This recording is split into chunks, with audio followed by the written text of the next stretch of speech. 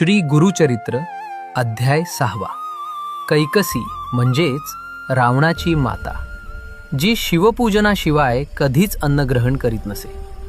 एके दिवशी तिला शिवलिंग मिळाले नाही. क्षणाचाही विलंब न करता तिने वाळूची एक लहानशी पिंड तयार केली आणि त्याला शिव मानून प्रार्थना करू लागली. ते दृश्य पाहून रावणाला कमीपणा वाटला. तो धावत तिच्याजवळ आला आणि म्हणाला, तुला वाळूची पिंड नव्हे, मी साक्षात कैलास पर्वतच आणून देतो. तो थेट कैलासाकडे गेला. आपल्या 20 बाहूंनी पर्वत हलवू लागला. त्रिभुवन हादरले, देव भयभीत झाले, पार्वती थरथर कापू लागली.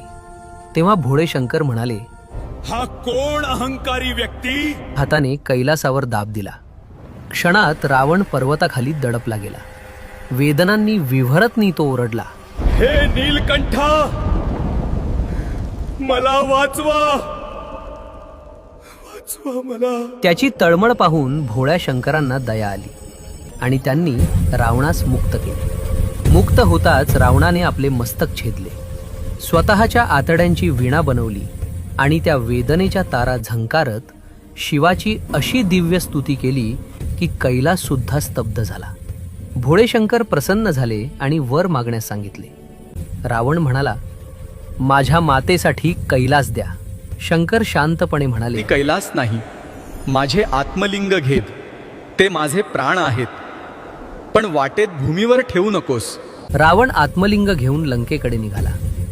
देव घाबरले. विष्णूंनी नारद व गणपतींना योजना सांगितली. सूर्यास्ताचा भास निर्माण केला. नारदांनी रावणाला थांबवले.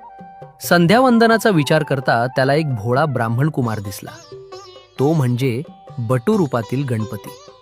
रावण म्हणाला, हे बाळा, माझे आत्मलिंग धरशील का? गणपती म्हणाले, पण मला पेलवले नाही तर मी 3 हाका मारीन. हो. तुम्ही आला नाहीत तर मी लिंग खाली ठेवीन. रावण अर्घ्य देत असतानाच गणपतींनी 3 हाका दिल्या. रावण येईपर्यंत आत्मलिंग भूमीवर ठेवले गेले. त्या क्षणी ते लिंग कायमचे स्थिर झाले. रावण धावत आला, आक्रोश केला, संपूर्ण शक्ती लावली, पण ते लिंग हललेच नाही.